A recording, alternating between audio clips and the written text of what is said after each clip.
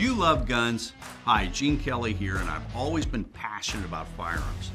I started gunsmithing and went to gunsmithing school when I was just 18. I've been a professional gunsmith for over 40 years now, and I'm a licensed Class II manufacturer. I've been teaching gunsmithing since 1993. Now, we started the Gunsmithing Club of America 15 years ago to create a place where people who shared our passion, both professionals and hobbyists, could find reliable, trusted information on real-world gunsmithing. We wanted to provide a place where our instructors could continuously teach our members, where both hobbyists and professional gunsmiths could share their experience and learn from each other. It's to be a trusted community with reliable information. We knew that it would be an extremely powerful resource and tool to preserve our gunsmithing knowledge, provide our members with an enjoyable experience, and as a place that actually protects our firearms freedoms by keeping our guns functioning properly. As a member of the GCA, you'll have access to over 400 hours of gunsmithing instruction and techniques on video, all by qualified instructors who are masters in the field. You will receive our monthly Gun Tech video magazine and print magazine. Plus, the GCA members' website contains almost 200 extremely detailed firearm disassembly and reassembly video courses, hundreds of product reviews, firearms evaluations, and industry interviews. The Gunsmithing Club of America is a one-of-a-kind organization. There's no other club or group specifically dedicated to the art, craft, and profession of gunsmithing. As a hobbyist or a professional, you'll find that this is your source for the knowledge you need. So feed your passion about guns and gunsmithing by being a member in a community of like-minded individuals. If this sounds like you, join us today.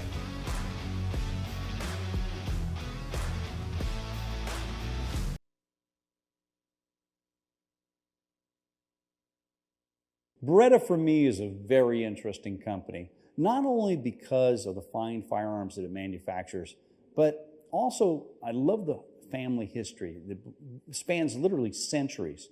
And over those centuries, Beretta has manufactured and tried to do a lot of different things, as all good companies should.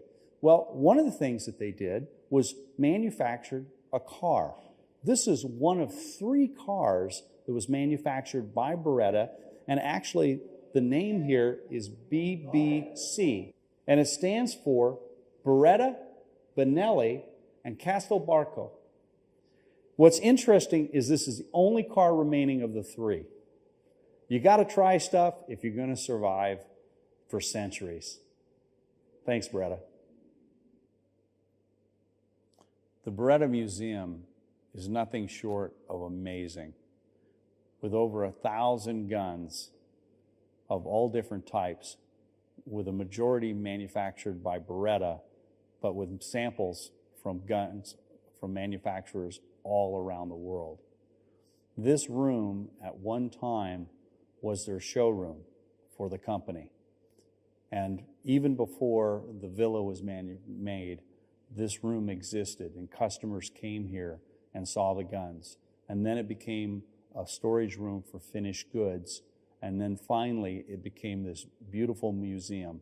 But all of the cabinets that you see were here as part of the original showroom. Yarrow, I'm holding a really exquisite gun. Tell me a bit about this gun. This pistol is a wheel-lock system pistol with a barrel completely made by Beretta.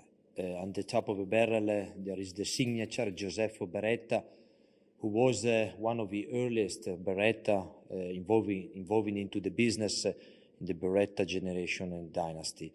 Let's say that the specialty of this gun was the system, because it's a wheel lock using a wheel in order to produce the sparks and having the shot. It's a muzzleloader, obviously, and this is the oldest gun we have found made by Beretta, dating back to mid-1500 approximately. So the gun I'm holding in my hands is almost 500 years old. Exactly. Wow. Yes. Well, speaking of old guns, I recently was at the NRA Museum in Washington, D.C., or just outside Washington, D.C. And in the display there, they have the oldest gun that they know of in America. And it's a wheel lock that was brought over on the Mayflower by one of the original pilgrims. And that gun, there's something special about it related to your company. We were contacted by the responsible of the National Rifle Museum, or the people that were involved into finding a story about the gun, and it was asked us if we had some info about that gun, because they found some initials referring to Beretta production. It's not something strange, because in that period Beretta was completely in activity. We are speaking about 1620, the period when this guy, his name was John, exported to US this wheel-lock system gun that probably was made sometimes like 50, 60 years before the trip to US. So it's one of the oldest, surely, firearms found on the US territory. Absolutely, yes. And proudly, it is also Beretta made. Well, and Beretta is initially, you told me, was a barrel maker. Yeah. So their barrels, and the barrels were the key, right? Yeah. Let's say that almost the 90% of the guns you can find in this collection were made by Beretta, because Beretta was made as a barrel maker, like most artisanal companies in this area, thanks to the presence of the mines in the past of the north of the valley, the river which runs through the valley. That's important to supply, to provide the hydropower, for example, for the early forges, and thanks also to the presence of the mountains, so of the wood. The trees were cut not to make stock, like people can suppose, but to burn the metal, so to melt. To forge it. Yeah, the forging. So they could melt the tubes, and so make the barrels. Well, fantastic. What an honor to be able to hold what is such The a first prize. Beretta gun we Exactly. found, yeah. So this is really quite cool. What we want to do is take a look now at the history of Beretta as their guns evolved. Let's take a look at that. Okay, please.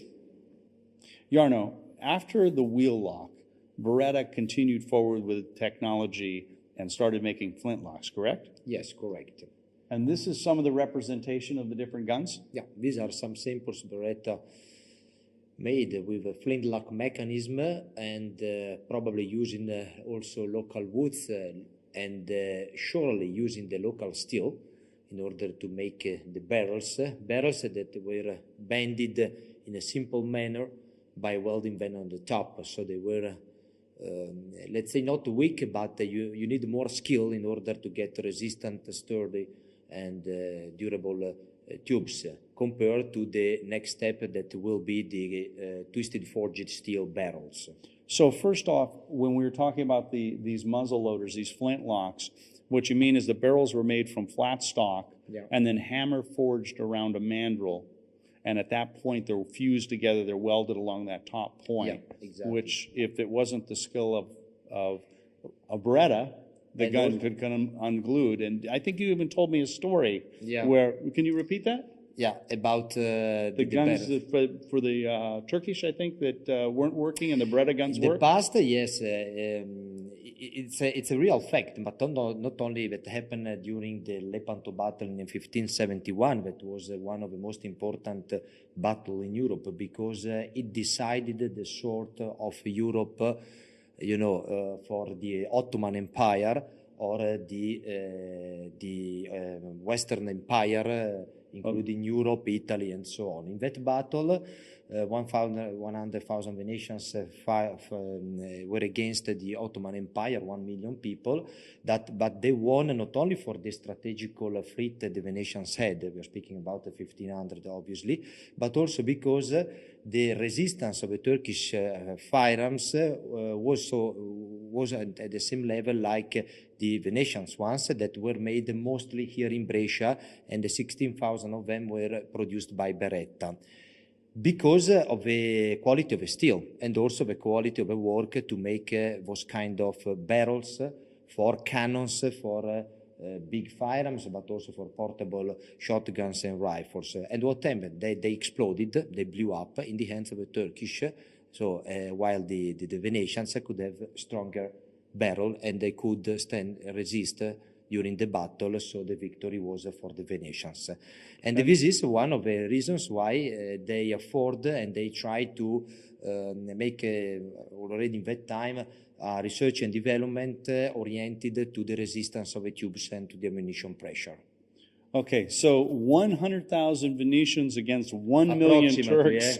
That's 10 to 1, and yet using better quality firearms, better tubes that didn't blow up on them in the field, gave them the victory, and it changed history. Yeah. But this happened also in other events, because until, let's say, 1700, because the poor quality of the work and of the material associated also to the cheapest firearms was something that attracted people, armies during the different eras and periods. So that's because, for example, many armies lost their battles because also for the quality of the firearms. Today we are thinking about the precision and the accuracy of a shotgun or a rifle. In the past they were thinking and they were worrying about the resistance of the firearms instead of the precision. And that's where the whole idea from proofing firearms came from. Exactly. And that's because later on, in beginning 1800, in Europe, there was the fashion, there was the tendency, the policy to improve the working system of the barrels, not only the material, so the steel, but also the procedures to work the barrels. So that's because they implemented into the firearms manufacturing process the twisted forged barrel steel. Well, let's take a look at what that process looks like. Yes. So, Jarno, after the hammer forged barrels that were folded, they developed a new system. What is this? The system was mainly developed at the beginning of 1800 and was regarding the metal bands that were taken single or in couple or 3-4 pieces and then twisted around a mandrel, a plug.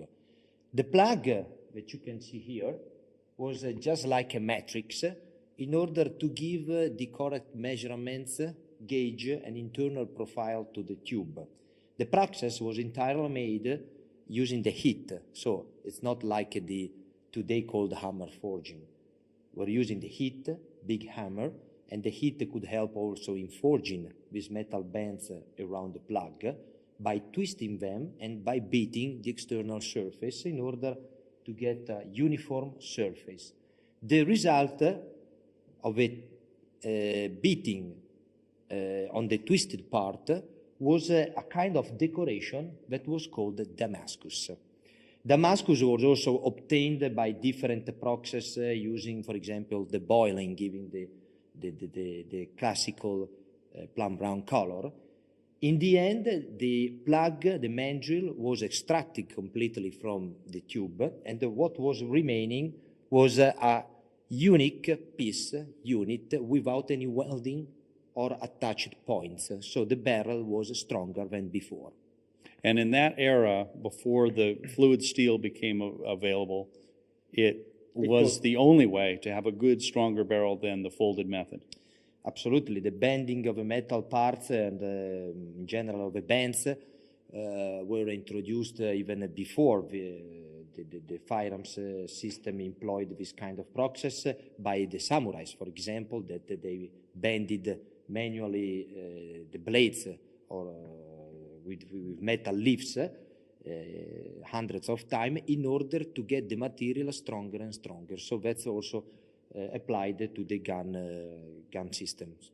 And Beretta manufactured this way as a leading company doing it for how many years? The system, let's say, that was employed by Beretta, like the other companies, in 1800. Beretta became the leader in barrel making because they improved an already, let's say, test-approved system that was the one we saw before, by adding more strength. So they became popular all over the world. Very good. All right, let's look at the next evolution of Beretta firearms. Yeah, follow me. Jarno, so this is the next generation. What do we have? Yeah, the next generation after the flintlock. We have a percussion type external hammer side by side. Side by side was the conventional and traditional shotgun, let's say forever until 1920s, 1930s, with Damascus barrels. So the same Damascus style barrels. Exactly, from 1800, because this is from mid 1800, so perfect in period with the working process they were using for the barrels. Beautiful the way Exactly. the finish looks. The rod underneath, because it's clearly a muzzle loader. Breech loading were appearing after decades, after many decades. And this is surprisingly also for the work and the stock. This was 1800 period where people were choosing different checkering style, different stock shapes, and also different scenes on the stock. Game scenes, man's head, sometimes portrait of a people ordering the gun. And this one, for example, has some kind of ivory insert into the grip. And the ivory. And the checkering, which is something really difficult to replicate today. Absolutely. It's kind of a box weave, basket weaved style checkering. So this is a beautiful example, and I see you have many more behind us here of the different samples during the years, and every one is a bit different. I noticed particularly the stock work is quite different, everyone. These were considered in those period, those times, let's say the premium grade guns from that period, from 1800. So now we're going to look at the next generation, which is very closely related to what you're producing today. Is that correct? Yes, absolutely very close, very similar, yes. Jarno, these over and under guns are very iconic for Beretta. Tell us about them. Yeah, these are the representative of the SO series. SO series started in 1933. And it was regarding Beretta over and under. Hammerless, so we are in the field of the breech loader, so we change from muzzle to breech loader. Side lock system, the SO1 was launched in 1933, and this is the evolution. This is in particular and specifically in SO3 EE, completely hand engraved, stock and forehand hand carved, hand checkered. You can see also the shape and the profile of the stock with some kind of decoration. Monoblock and not demi-block, because in that period Beretta was promoting and pushing the resistance of a monoblock compared to the demi-block system that was also more expensive than this system used by Beretta in those period. And as you can see, it's a double trigger, special barrel steel, in anti-knit, so something that really redesigned the standard of the profile and the design of the over and under. And this design, this profile, if you will, has become iconic, and you've carried that forward all these years, copied by many, but I don't think duplicated exactly the same. Yeah, absolutely. The monoblock helped also in having a low profile receiver. That was one of the characteristics of a Beretta over and under, that they are very slim, enhanced profile, and also fancies in order to marries the top profile of the tubes, for example, and also helping in aiming. So these are all features that the early Beretta over and unders were sporting, and now that it's something that it's the workhorse for the company in terms of design for their shotgun. Well, and I know you've taken these same features and put it into your standard shotguns as well for your basic platforms, and still make your very high-grade premium guns on order, special order. I don't know. There's so much today. Today we've been here for many, many hours filming, and we've only gotten to see, well, we've seen a lot, but we've only gotten to film a certain amount. There's thousands of guns. I could spend all day, maybe days here in just a museum, more time in the factory. It's too much for this trip. We would love to come back. Yeah, you can come back in the future, and we are proud to welcome you again in the future. So we will keep on seeing new things, and we will discover new behind of the scenes making the guns. Thank you very much. You're welcome. Thanks for your visit. The hospitality of Beretta, been awesome. Do you love guns? Hi, Gene Kelly here, and I've always been passionate about firearms. I started gunsmithing and went to gunsmithing school when I was just 18. I've been a professional gunsmith for over 40 years now, and I'm a licensed Class II manufacturer. I've been teaching gunsmithing since 1993. Now, we started the Gunsmithing Club of America 15 years ago to create a place where people who shared our passion, both professionals and hobbyists, could find reliable, trusted information on real-world gunsmithing. We wanted to provide a place where our instructors could continuously teach our members, where both hobbyists and professional gunsmiths could share their experience and learn from each other. It's to be a trusted community with reliable information. We knew that it would be an extremely powerful resource and tool to preserve our gunsmithing knowledge, provide our members with an enjoyable experience, and as a place that actually protects our firearms freedoms by keeping our guns functioning properly.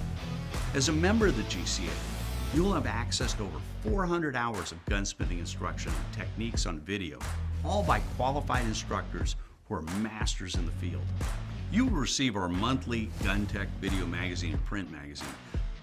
Plus, the GCA members' website contains almost 200 extremely detailed firearm disassembly and reassembly video courses, hundreds of product reviews, firearms evaluations, and industry interviews. The Gunsmithing Club of America is a one-of-a-kind organization. There's no other club or group specifically dedicated to the art, craft, and profession of gunsmithing. As a hobbyist or a professional, you'll find that this is your source for the knowledge you need. So feed your passion about guns and gunsmithing by being a member in a community of like-minded individuals. If this sounds like you, join us today.